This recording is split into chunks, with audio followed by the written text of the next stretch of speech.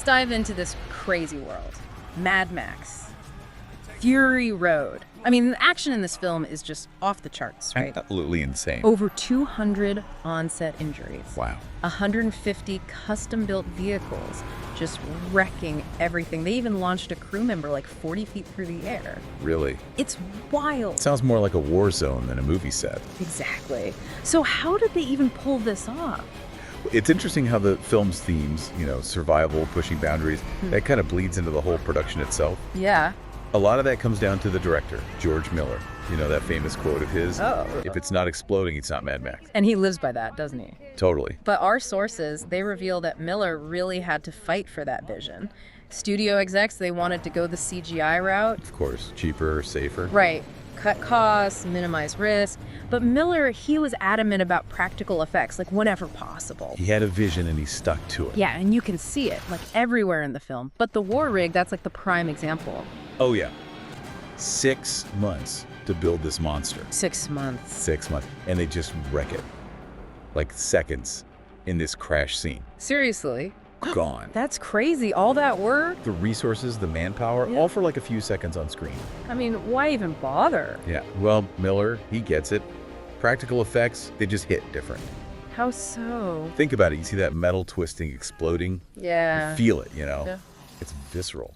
CGI just can't replicate that sometimes. It's true, you get that sense of real danger. Exactly. It adds to the intensity of the film. Yeah. Speaking of intensity, those driving sequences, I mean, how do they find drivers crazy enough to pull that off? So get this. Cirque du Soleil. Wait, what? Yeah, they recruited stunt drivers from Cirque du Soleil. No way! They needed that agility, that precision. I guess that makes sense. These guys were racing through actual sandstorms, Sandstorms. 80 miles an hour, with actors strapped to poles on moving vehicles. That's insane. It's a miracle no one died. Yeah, it's pretty wild.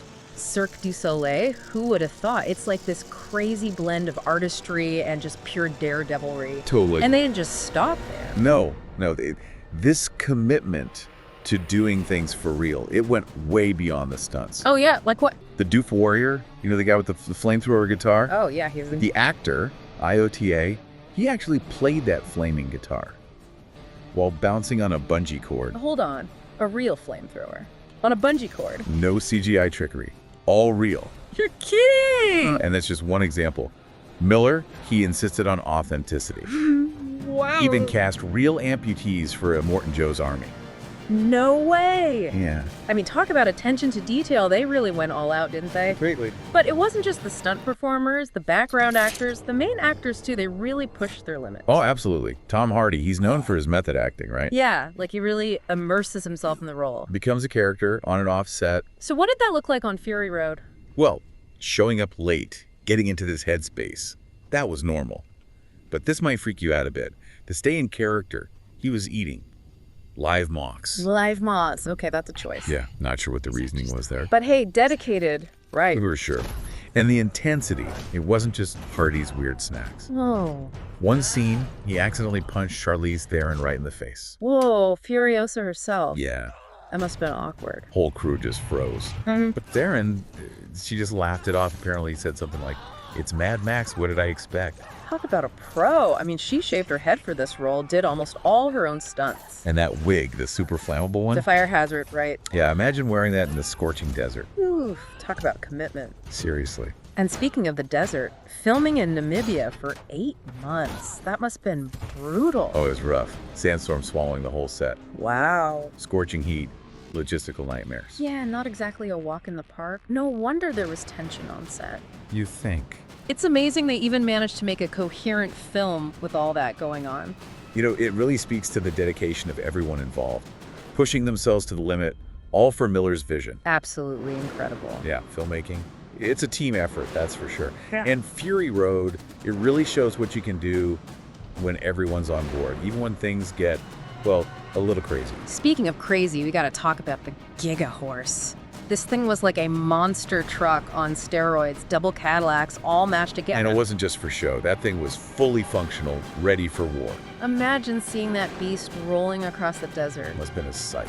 But did the studio, were they okay with all this? I mean, $150 million budget, right? All these practical effects, the stunts. You'd think they'd be nervous. Yeah, for sure. But Miller, he had a proven track record. And in the end, They trusted his vision. And it paid off, right? Big time. Fury Road, it wasn't just a hit with the critics, it was a box office smash. It really shows that audiences still crave that realness, the practical effects, the authentic storytelling. Absolutely. It's refreshing, you know? In a world where CGI is everywhere, it's great to see a film embrace the practical side. It reminds us that sometimes the best way to tell a story is to just go out and do it. Take risks, push boundaries. And in the case of Mad Max, Fury Road, risk life and limb, apparently. Yeah. But we've talked a lot about the explosions, the stunts.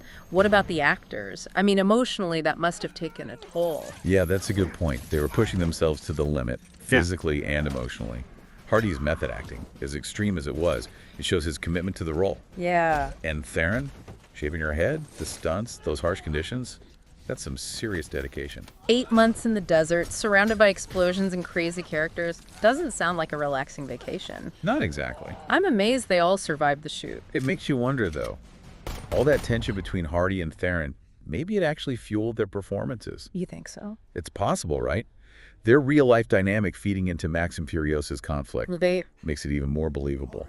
The making of Mad Max Fury Road sounds almost as dramatic as the film itself. In a way, it was. A grueling shoot, challenges, setbacks, but they persevered, and they created something truly special. And for us watching at home, we forget all that went into it. We just see the final product, the action, the visuals. True. But knowing the behind-the-scenes stories, it adds a whole new layer of appreciation. It's like peeking behind the curtain, Yeah. right? Seeing the effort, the sweat that went into every frame. Yeah.